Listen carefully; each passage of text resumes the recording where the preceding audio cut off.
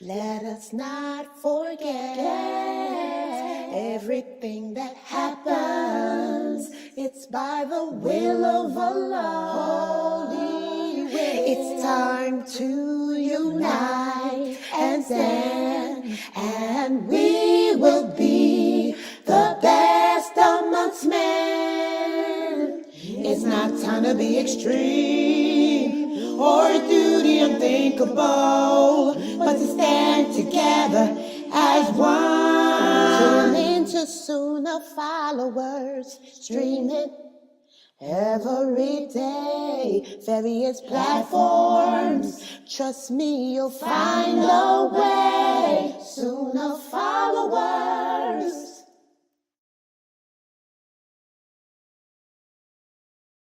Seerah of the Prophet Muhammad, the final messenger. The seerah of the Prophet Muhammad, the final messenger.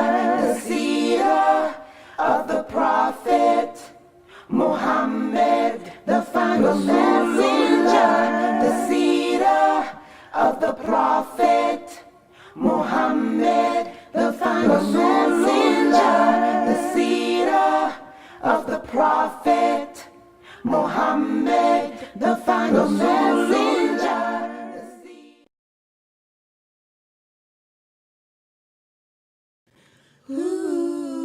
Proper Aqidah, Quran and Sunnah, Quran and Sunnah, Minhaj and Aqidah. Actions speak louder than words, Sunnah following kids, come with me. Gotta work hard to get to heaven. Treat the people good like the prophet would. Proper Aqidah, Quran and Sunnah, Quran and Sunnah, Minhaj and Aqidah. Actions speak louder than words,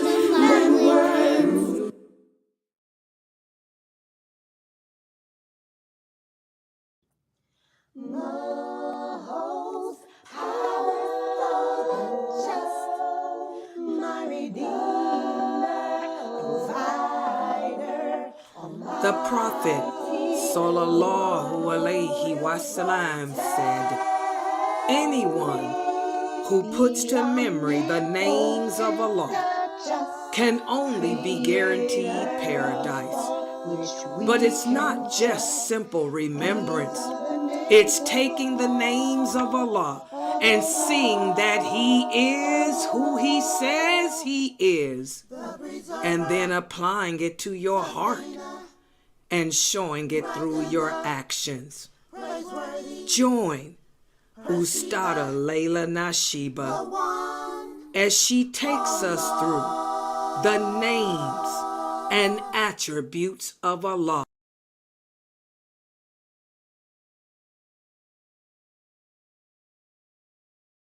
Wake up in the morning, hands and feet get wet, my Lord. Get wet, get wet, my Lord. Wet, my Lord.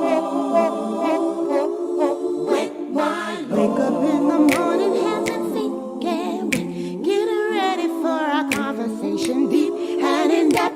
Obligations are serious and need to be met, so I prepare so I won't forget. Go ahead and make a good intention. Yeah, yeah. You can wrap up some good things. Yeah, make a donation to the side and go from left to make it right. Just remember and don't lose sight. Jannah is the goal. Jannah is the goal.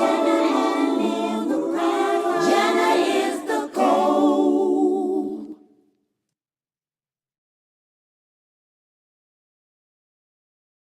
You just need to stay away. Imitation. And you just need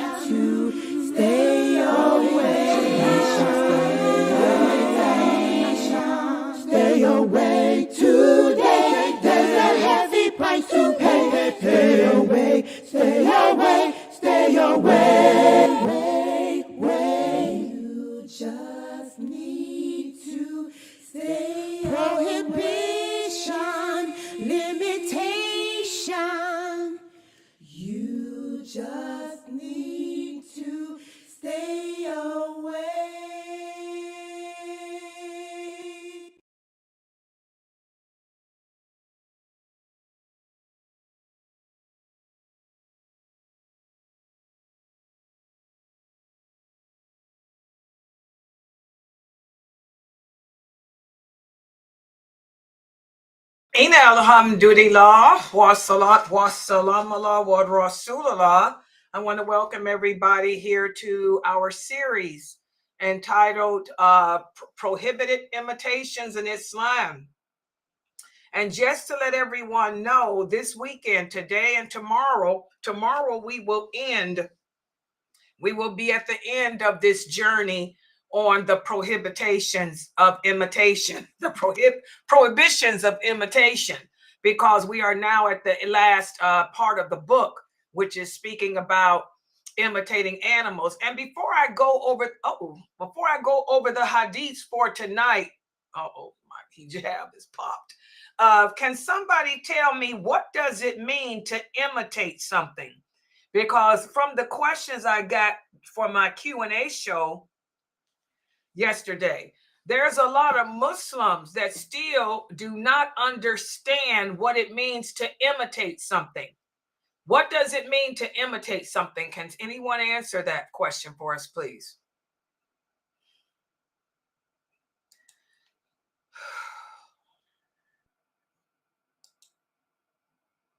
What does it mean to imitate something?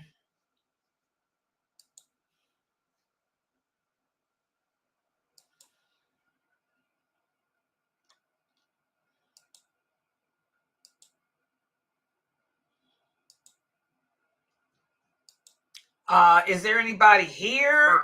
I'm here. You know, there's an old saying, monkey see, monkey do. Imitations means to do what you see others do. Okay, I want you to give me the Islamic meaning. I don't want to hear what the kafir say. When law says it's forbidden for us to imitate someone or imitate something, what does it mean Islamically? Because that's where we lose it. We don't understand that when it comes to our religious belief system, it means something different than what Webster would say or what the non-believers believe. Yeah, and for the non-believers, to imitate means to copy.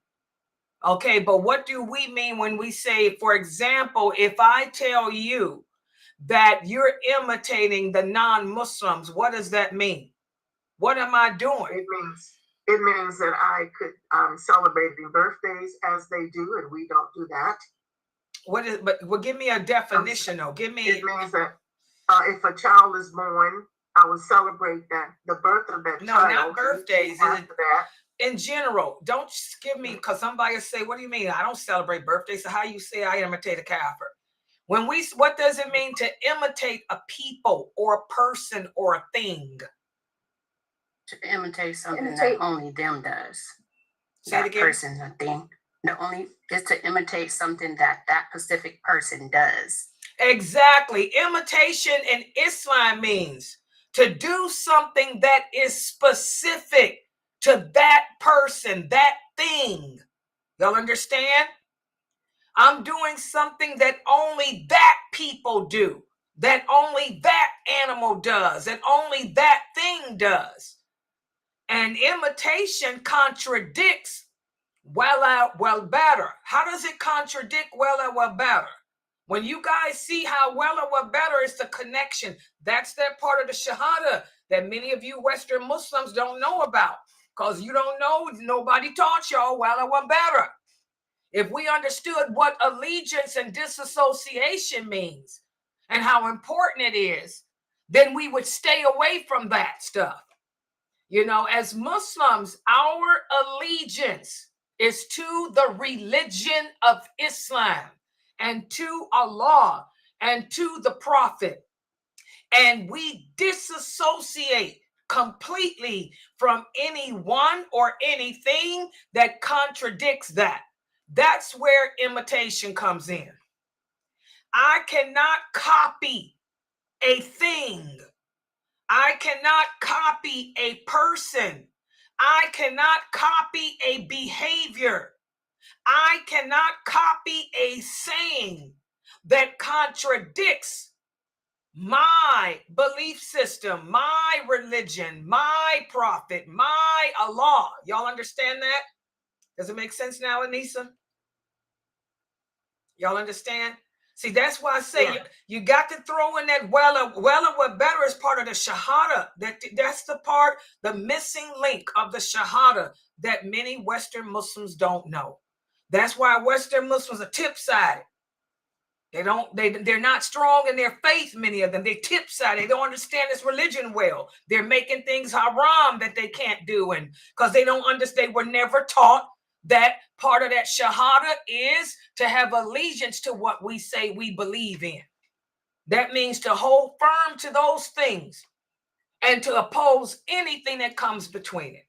So if I'm going to tell you that you're imitating an animal, what am I basically saying in Islam? What am I basically saying? If I see you making salat and I say, astaghfirullah, you are imitating an animal. What am I basically saying? Can anybody tell me? It's easy.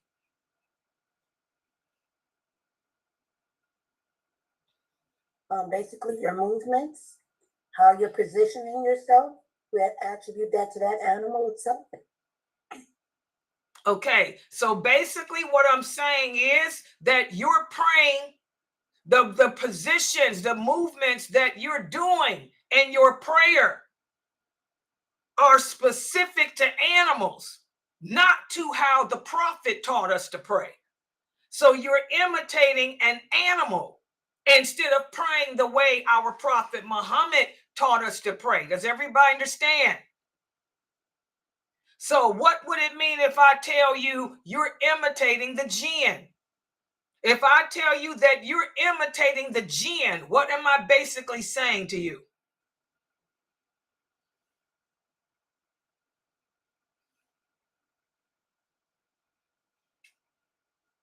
Okay, if I say you're imitating the jinn, what am I basically saying? If I look at my grandkid and I say, stop that, you're acting like the jinn, you're imitating the jinn, what am I basically saying? The behavior of a jinn. What about it? Give me a complete answer. Like more, like say for instance, the behavior of acting like, I don't know how to put it, but I'm simple. just like, okay. If I say, Jayla, stop, you acting like the jinn. What am I telling her? You're doing something that the jinn do. And whatever it is that you're doing that the jinn do, it contradicts our belief system, our Islamic values, our Islamic morality. Y'all understand? That's the allegiance. Yeah. Y'all are going to have to train yourselves, Western Muslims, about what the Shahada. The Shahada does not mean I believe in God and he's only one worthy. It goes deeper than that. You're also saying I believe my allegiance is to Allah, to his religion. And I'm going to disassociate from anything that contradicts it. So if I tell my grandkids, astaghfirullah, look at you. You're behaving like a jinn. I'm telling them you're doing some behavior that is so disgusting that the jinn do. When our Lord taught us to do the opposite of them, to not be like them. Do y'all understand that? If I tell, so say for example, I look at you and I tell you you're imitating a man. What am I basically saying to you if I tell you you're imitating a man?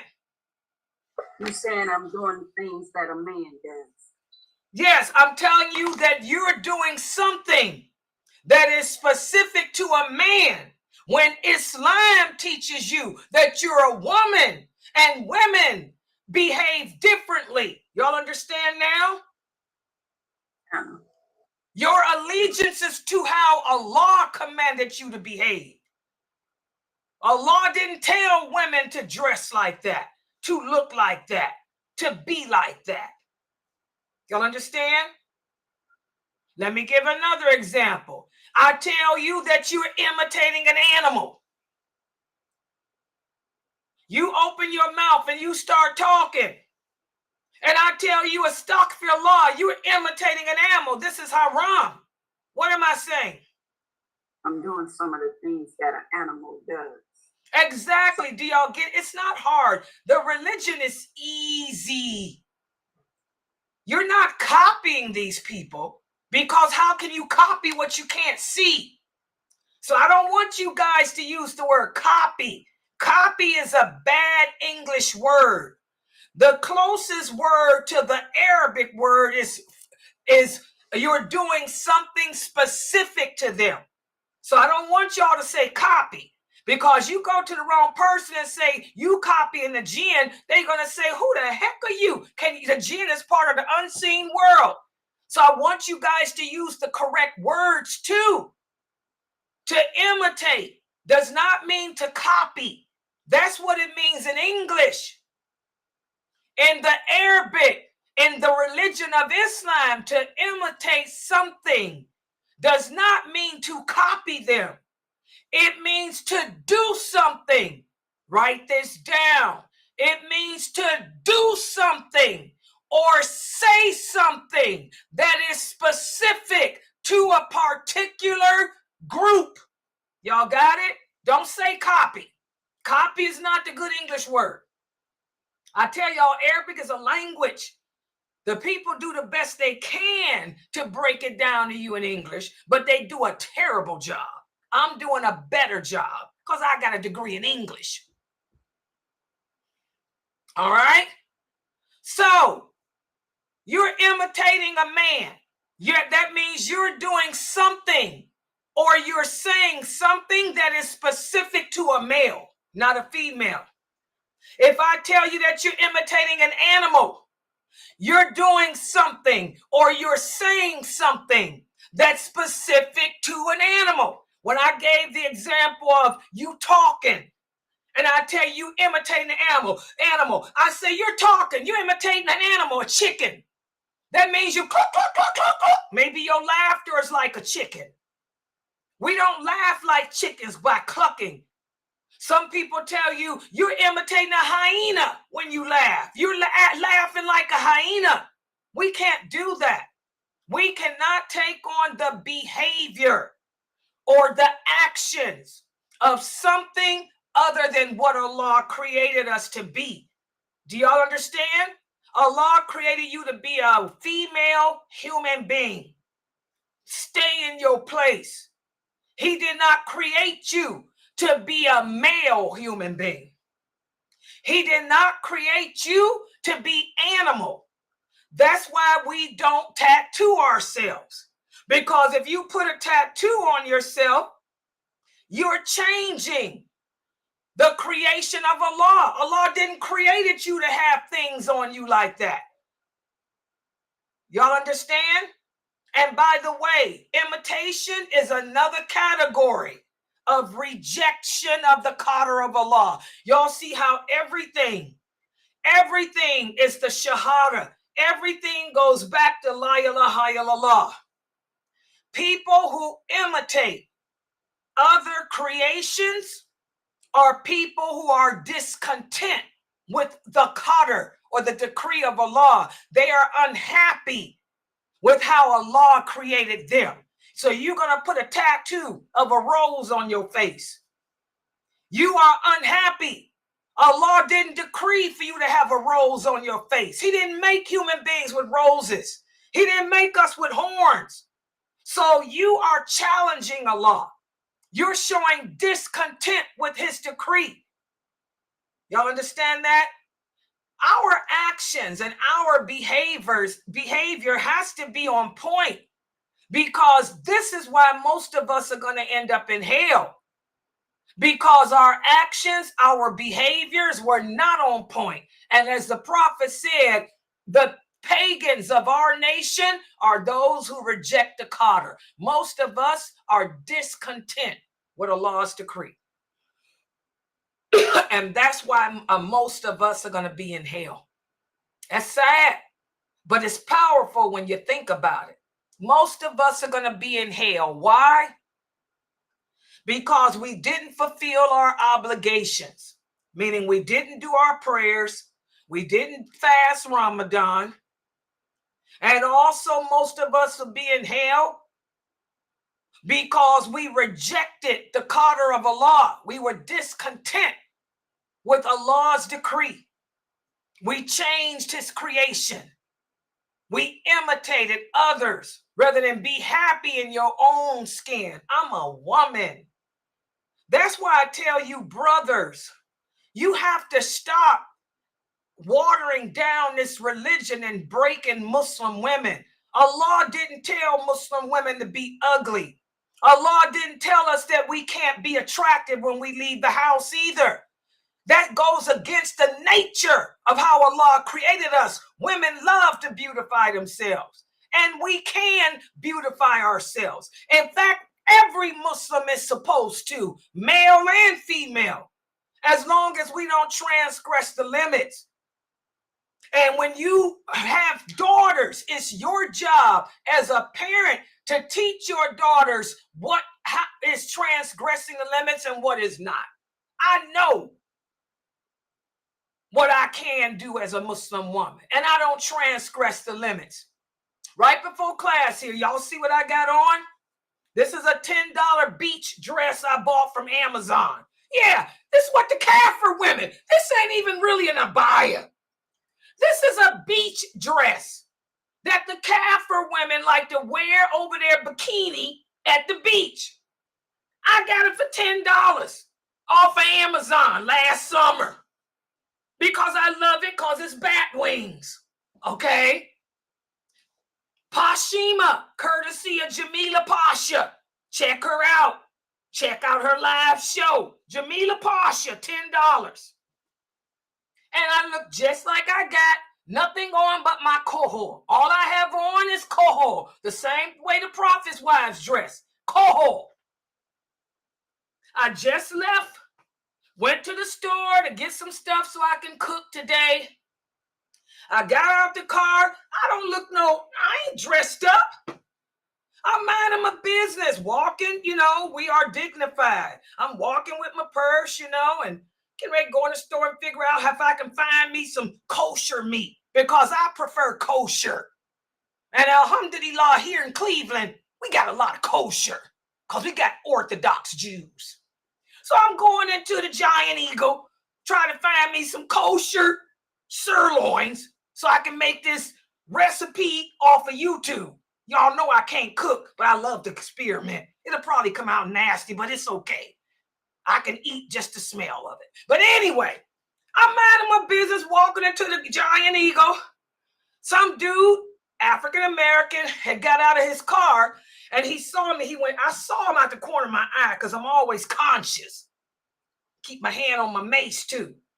I saw him do this. He went, and then he followed me. So I said, uh-oh, here comes some dude. So I had my little purse, my little hand on my mace. I got it on the key ring. And I went to get a cart. He came up to me. He said, ma'am, I don't mean to, startle you. He said, but I just want to tell you. He said, it's a hot, beautiful, hot day here in the falls. He said, all these women walking around, different colors, different shades, because I live in a multi-ethnic suburb. We got Arabs, we got Caucasians, we got Bosnians, we got all these people, Indians, everything. He said all these women walking around, different ethnicities.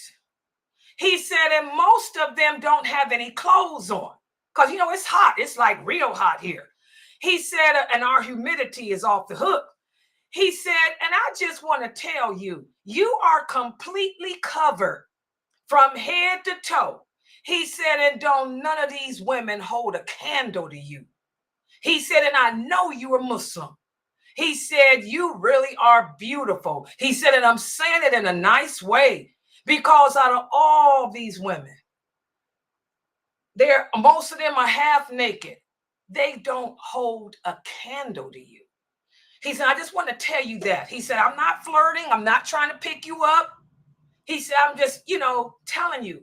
He said, I'm telling you kudos. And I said, well, thank you. I said, I appreciate it. By the way, I told him, you probably young enough to be my grandson. I brag about my age. I told him I'm 63. He said, "You're 63?" I said, "I'm 63 going on 100. I said, "Thank you and have a good day, sir." I said, "And give my hello to your mom." And I walked away. You know, we Muslim people have to be distinct. Why do you Muslim women, and a lot of these women, I got Arabs around me, you know, Muslims, but they're not covered up. The Muslim women don't look no different than the non-Muslim women. They got on their shorts. They got on their sundresses. They got on their sandals because the humidity is off the hook. Here I am in my beach dress and my kimar, and who the man comes to and compliments? Not the naked ladies, that's his age. He comes to the old grandma and tells me that none of them young girls hold a candle to me, and I'm completely covered. Our religion makes us distinct. Our religion has been perfected for us by Allah. We dress the way we dress Muslim women to show our dignity, to show our humility. It's not about blending in, trying to imitate and be like the other women. It's about maintaining that dignity for Allah. Subhanallah. So, imitation. And it was pretty bad to see all the Muslim girls, because I know they all Muslim. They go to the mosque down the street from me. There's a mosque down the street from me. And I'm going to tell y'all what's going on. They had some soccer or something going on up there. And a lot of those kids that were running around, we know, were coming from the soccer game that they got going on at the mosque down the street. But the girls ain't covered. And these are teenage girls. Those girls are way over puberty. They should have been covered. But it's on the parent. The parents are going to answer for that. The parents are going to answer for not teaching those kids what imitation means. The parents are going to answer for not teaching those children of theirs what well better is. How it's all about having allegiance. And then when they see a Muslim woman like me, they hold their head down out of shame. Yeah, those girls were all Muslim, but they put their head down. They walked by me like this, ashamed, embarrassed. And by the way, guys, teach your daughters this too. It's a scientific fact. The less clothing that you wear, the hotter you are. I am cooler dressed in my abaya and kimar than they are dressed in their shorts and their halter tops. That's a fact. Teach your daughters that. Subhanallah. So today what we're going to do, what Sheikh Atlee does in his book, he talks about how we imitate the animals when it comes to our prayers. And I really love these hadiths that he put together, because you get to see exactly what it means when we say you're imitating an animal. If I say don't imitate a fox when you pray, if I say don't sit like a monkey, if I say don't drink like a diseased camel, don't drink like a dog swallowing its vomit, you get to see. Okay, so let's put the PowerPoint up on the screen. Yeah. One of the people here typed, "You live here too?" Yeah, it's hot, but it's okay. I love the hot weather. One of the brothers here said he lives in the falls too. You at the mosque down the street from me? Yeah, they got something going on down there. I don't know what's going on at the mosque down there. But those girls need to cover it up. If you at that mosque, you better tell the imam of that mosque, he better get them girls to cover it up. They way past puberty. Those are teenagers. It's a bad look. Muslims, everybody know that that's a mosque right there. We got all these other nationalities and ethnic people around here. And when they see the Muslim girls look like that, and they see me and I'm dressed like this, that's a bad look. So maybe you should talk to the imam of the masajid. You know, my best friend, she's the president of CARE. Maybe I should call my best friend because she's the president of CARE. I'm sure she can get the message to him. Oh, yeah. All right. All right, let me put this up, guys. Hold on. May Allah bless you, brother. I mean, yeah. Keep me in your dua, too. He said that his wife and his daughters love watching me and listening to me. May Allah bless your wife and your daughters, too. Make sure your daughters are covering up. Okay? All right. Okay. Okay. All right, let's see. Let me share my screen with you guys here. Small world. I tell you, I got more and more people over here where I live at that listen to me now. Alhamdulillah. Yeah, I'm going to have to call my best friend. She's the president of CARE. Yeah. All right, guys. Here, look at the PowerPoint. Okay, let me share it this way, too. Just make it one. And watch, look at these hadiths. You brothers and sisters, but you brothers pay attention to these hadiths, and I want you to ask yourself, are you an animal? Or are you praying like a human being? What Sheikh Ali did is go through the Sitta and he selected all these hadiths are authentic. Hadiths in which the Prophet sallallahu alaihi wasallam had to correct the companions because when they were doing actions that were specific to certain animals when praying, instead of praying the way the Prophet taught them to pray. And the number one thing that people were doing and still do today is packing like a rooster or packing like a crow. You know how if you throw the food down on the ground, the rooster, the crow, the chicken is going to put his head down and start pecking. Listen to what Abu Hurairah radiallahu anhu said. He said, the Prophet sallallahu alaihi wasallam told me, commanded me to do 3 things, and he forbade me from doing 3 things. He commanded or ordered for me to pray the duha prayer every day. He also commanded me to perform the witr before going to bed. And he also commanded me to fast 3 days out of every month. The things that he forbade me from doing, he forbade me from pecking like a rooster. And he also forbade me from sitting like a dog sits. And he also forbade me from turning around like a fox does when I'm praying. And we're going to go over all of these actions today. I'm going to show you what they look like. Okay? But I want you guys to understand something about this hadith. Abu Hurairah is not telling us that it's obligatory to pray the duha prayer. He's not saying that it's obligatory to make witr or to fast 3 days out of each month either, because none of that stuff is obligatory. But this was some advice.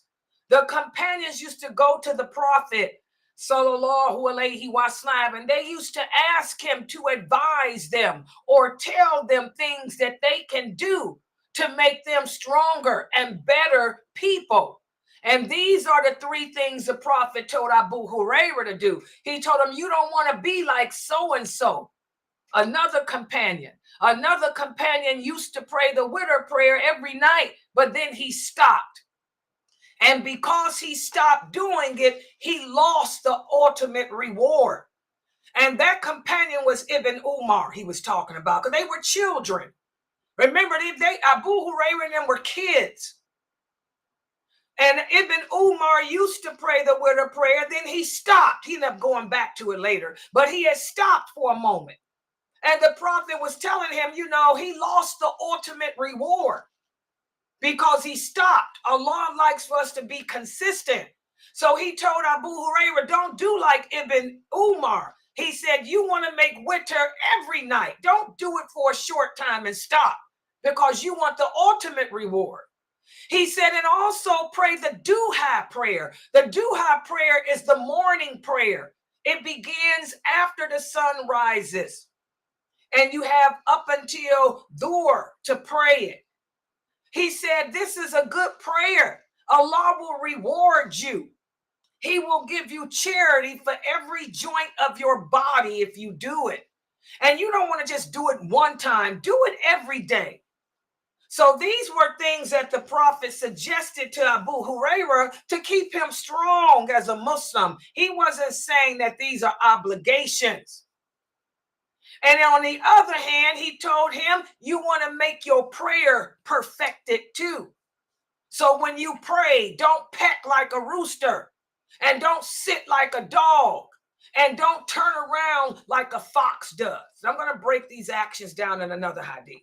So again, this hadith shows how as Muslims, some of us pray like animals. So if I tell my granddaughter, you praying like a rooster, that means she's too fast. She's pecking the ground too fast. You didn't stay in sujood long enough.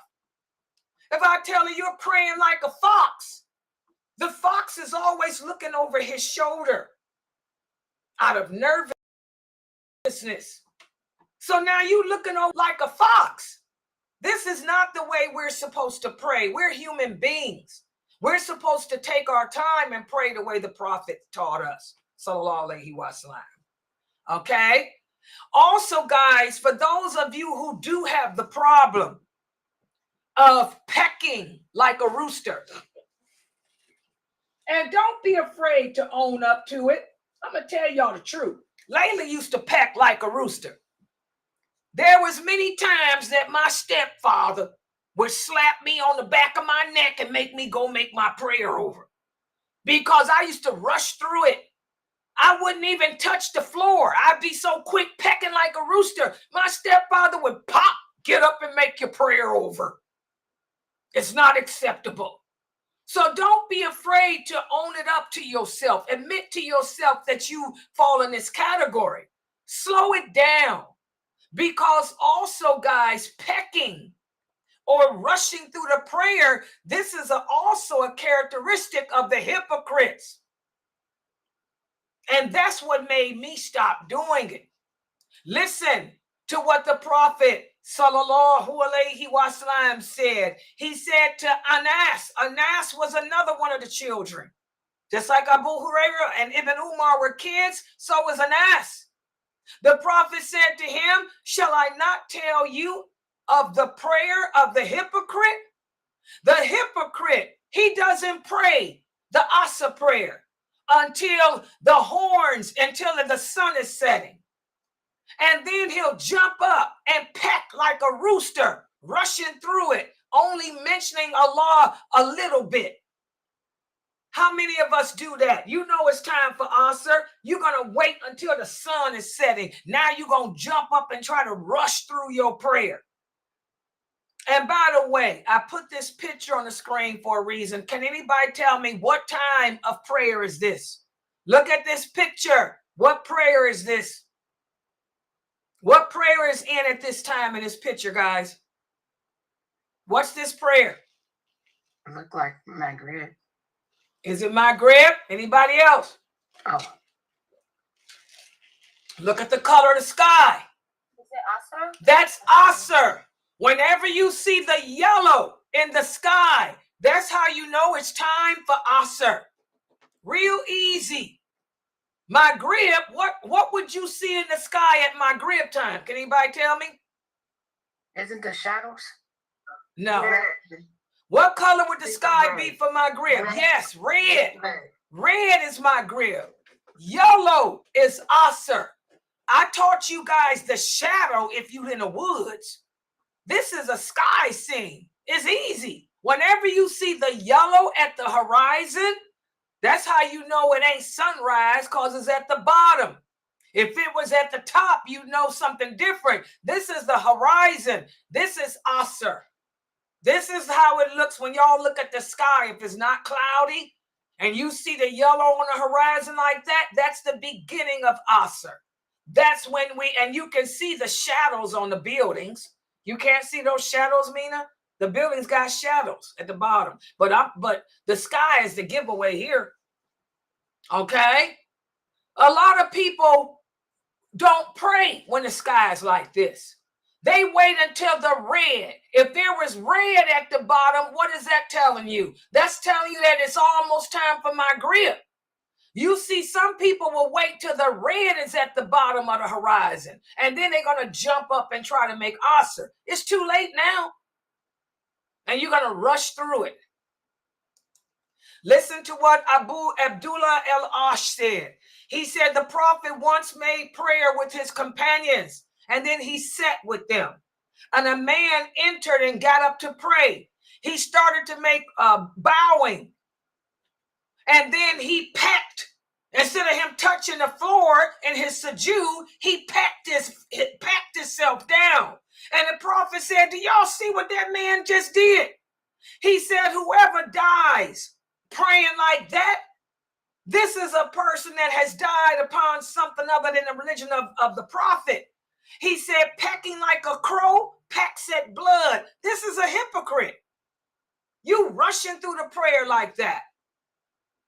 So we got to be careful with that. And this is something that my stepfather, may Allah forgive him of his sins and make his grave spacious. Ameen, ameen. You know, my stepfather used to have to get on me a lot about that when I was a kid, up until I was 14 years old.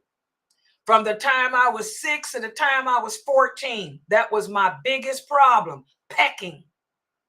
And when he told me this is a sign of the hypocrite, that's when I stopped. Because I hate hypocrites.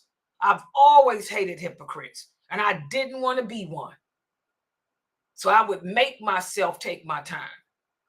Okay? But this is Asr. Y'all remember that sky. Yellow at the bottom is Asr. All right. Also,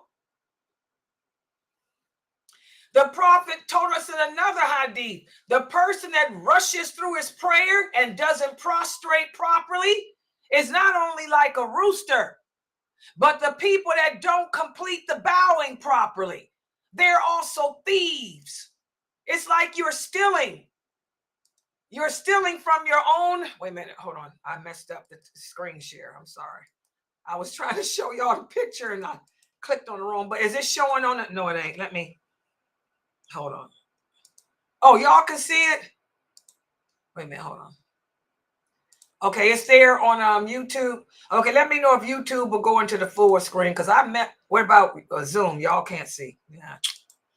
I was trying to show y'all with my mouse. Okay, hold on. I got to move this box. This Zoom box gets in the way. Hold on. And I can't click on the hold on. The current. I was trying to show y'all something. Oh, they messed me up. Okay. The person that rushes through the prayer is a person that steals from his prayer. We have the hadith where the Prophet sallallahu alaihi wasallam said the worst thief is the one who steals from his own prayer. And one of the companions asked, how can a person, here that Zoom thing in a way, a person asked, how can a person steal from his own prayer? And the Prophet sallallahu alaihi wasallam said, by not completing the ruku', by not prostrating properly. Now, when we do the ruku' position, guys, you're supposed to bow. Your hands should be over your knees. Your back should be straight. Don't just pretend to bow and jump up. You want to hold it. Hold it for a few seconds and say, your supplication. And by the way, you can recite your personal supplication in ruku' too. That's another question one of the brothers here asked me. Yes, your personal supplications can be recited in ruku' and in sujood. Okay? But you have to bend, bow, and hold it for a few seconds. Let your body come to rest. And when you prostrate, you want to make sure your forehead, your nose, the palm, all fingers and palm of your hand is on the floor and your knees and toes. If you don't do the position correctly, you're stealing from your prayer. What are you stealing? You're stealing rewards. That means you're not going to walk away with a complete reward for that prayer. You may have 2 rewards or 3 rewards, but you won't have the 100. Listen to what Salman El-Farsi said. He said, prayer is like a scale. If a person gives full measure and weight, he will receive the same. But if he commits a half measure, half weight, then he's defrauding himself. So that's the same thing. If you're going to half prostrate, half do the bowing, you're going to walk away missing reward from that prayer. Does everybody understand that? So you brothers and sisters have to make sure you bow, your hands over your knees, your back straight, and let yourself rest and then come up. And when you prostrate, the same thing. And look at this picture. This is how a rooster or a crow looks when they peck. You see how they so quick. Imam Malik said everything has its full and due measure. And everything has its opposite too. And if Allah promises woe or punishment for those guilty of not giving full measurement or full weight and manners of property, what do you think he's going to do to those people who cheat or steal from their prayer? So we have to be careful, guys. We also have another hadith where Amir ibn Rashid al-Laythi, he said, by Allah, when I prayed in front of Miswar ibn Makrama, I prayed like a young person does with like the pecking of a rooster. So he crawled over to me and he said, get up and go pray again. And I said, I already prayed. He said, may Allah heal you. You're lying. You never prayed. That prayer is not accepted. And there's many other hadiths like this, guys, showing the seriousness of rushing through the prayer. We have to take our time. We have to have tranquility, calmness. Everything we do has to be done with dignity, humility, and balance. Now, take a look at this picture. Brother Maine, y'all know who this is? Does it look like one of your husbands? Hello, Boss Daddy. Magilla Gorilla. How many of y'all married to somebody like this? Seriously. There's a lot of y'all married to men like this. Islam forbids us, guys, from sitting like a dog or sitting like a monkey.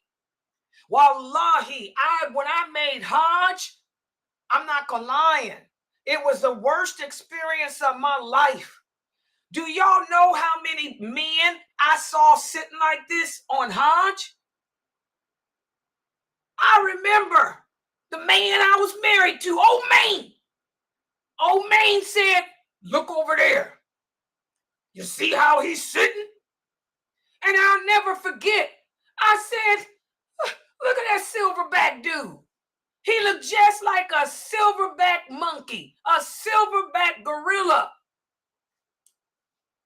Well, listen to what the Prophet sallallahu alaihi wasallam said. Abu Hurairah, he tells us that the Prophet sallallahu alaihi wasallam forbade sitting like a dog.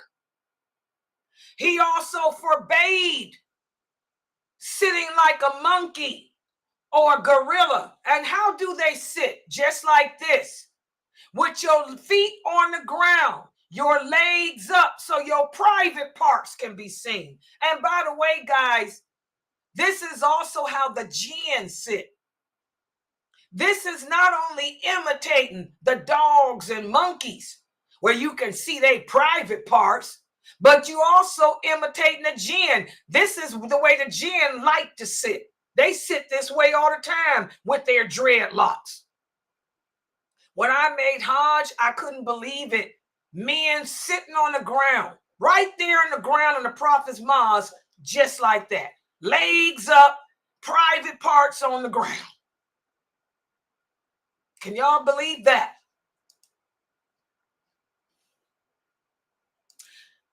Also, one of the companions of the Tabi'in tells us, we asked Ibn Abbas about sitting on the feet when we pray. He said, this is from the Sunnah. Y'all know how the Prophet sallallahu alaihi wasallam would do his foot, one foot down, the other foot up. That's very hard to do. So one of the Ibn Abbas's students, the Tabi'in, asked him, he said, we can't sit that way. It's so hard to do.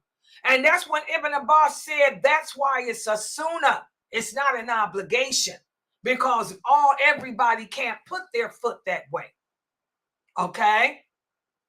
But what is forbidden is for us to sit on the ground with your butt on the ground, your legs up, your feet on the ground like this gorilla, like Brother Silverback here. That's disgusting. Okay, so I'm going to stop right here. Tomorrow, I'm going to complete this book by Why didn't y'all tell me the page turned?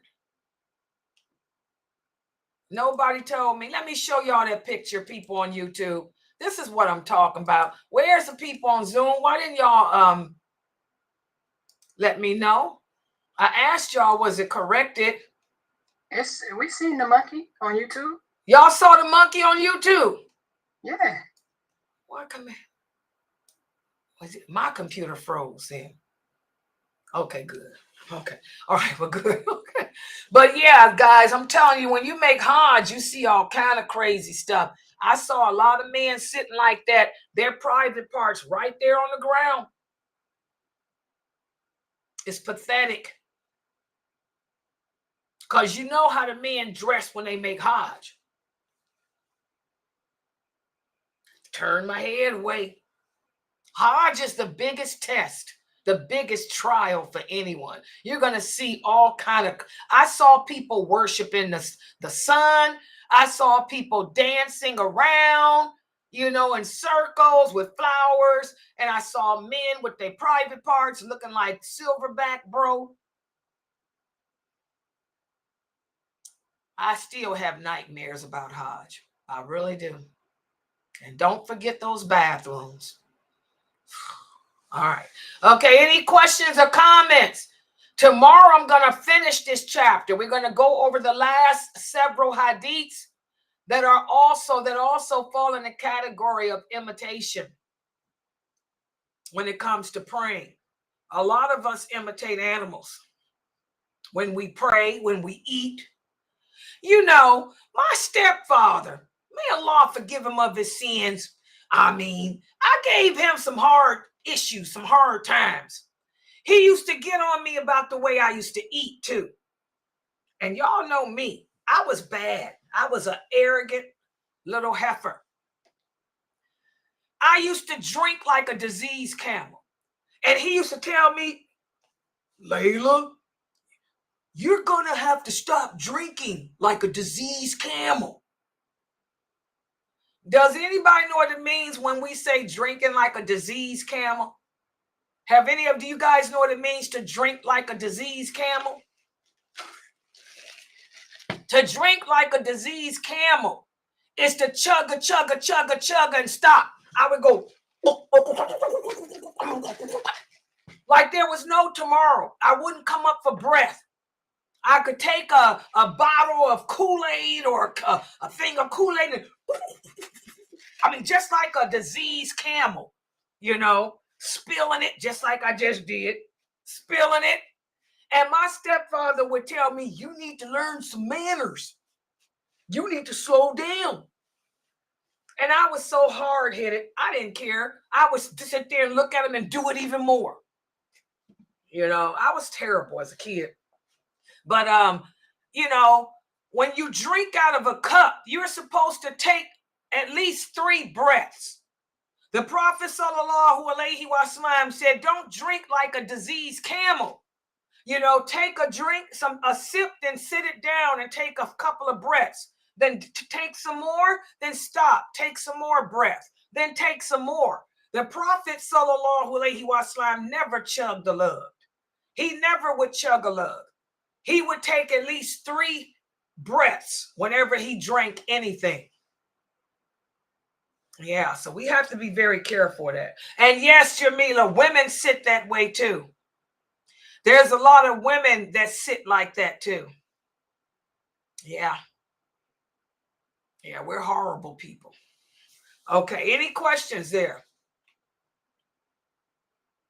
Can I hold my children when I'm praying? Yes. Sister Miss Jackson, if you want to hold the baby while you pray, you can. Just keep facing the direction of the Qibla. When you want to bow, when you go down, you can put it on the floor, and then when you can pick it back up when you stand up. Yeah, you can hold the baby. Just keep facing the direction of the Qibla. What about those of us that can't pray on our knees no more? Then you stand up and pray like you saw me do. Girl, I can't stand up and pray. I gotta sit down. Then if you can't stand, then you just sit and you just pray, do everything sitting. Yeah, I know how to do it, but is that taken away? Because of your sicknesses, no. Because Allah will give you the reward knowing that if you used to do it before you got sick. Allah doesn't hold us accountable for the stuff that he does to us like that. Sickness comes from Allah. Age comes from Allah. Weakness like that comes from Allah. He don't hold us accountable for that stuff. Yeah, so you just pray. If you can't pray sitting, pray standing. You can't pray standing, pray sitting. But make sure that when you bow and do the same thing. Take your time. And when you go into prostration, make it lower. Prostrate lower than how you are when you bow. Yeah, I can't pray sitting. That sitting stuff don't get it for me. I like to stand and do it.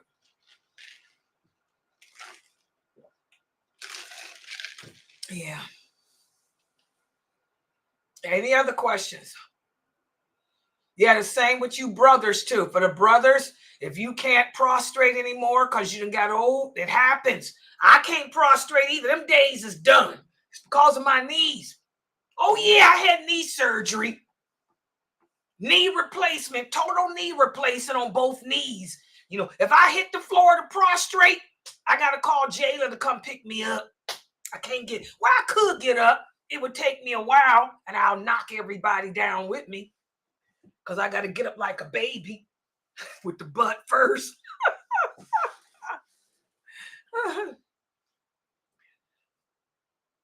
Yeah.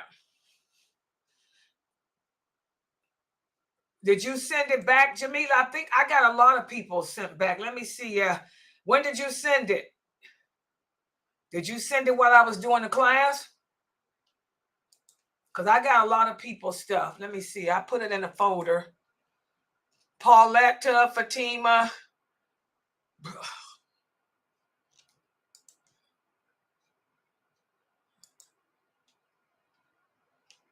I don't.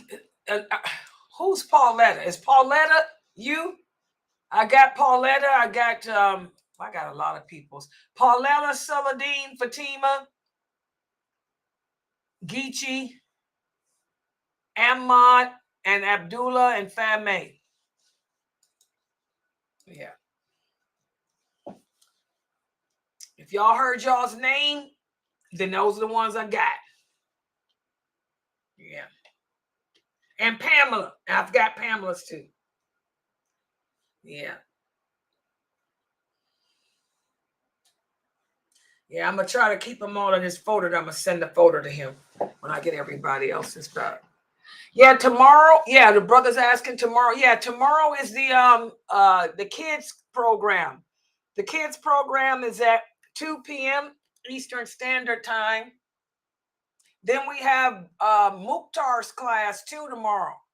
Mukhtar is doing a story of the life of the prophet, and you have my 6 o'clock class, and you have this class at 9. Yeah. Inshallah. Thank you. Just so sit the way I fasted, I look a little better today. Yeah, I had some rest. Yeah, I've been trying to deal with my anxiety. I've been making myself eat too. That's why I went to the store. I don't feel like cooking now, though. I'll probably cook the stuff tomorrow. You know, I found a nice recipe. You know, on the cooking show, sirloin steak and shrimp with broccoli. Sabrine, I'm going to make that. It's a sirloin steak with shrimp, broccoli, onions, and red peppers. And I'm going to serve it over rice.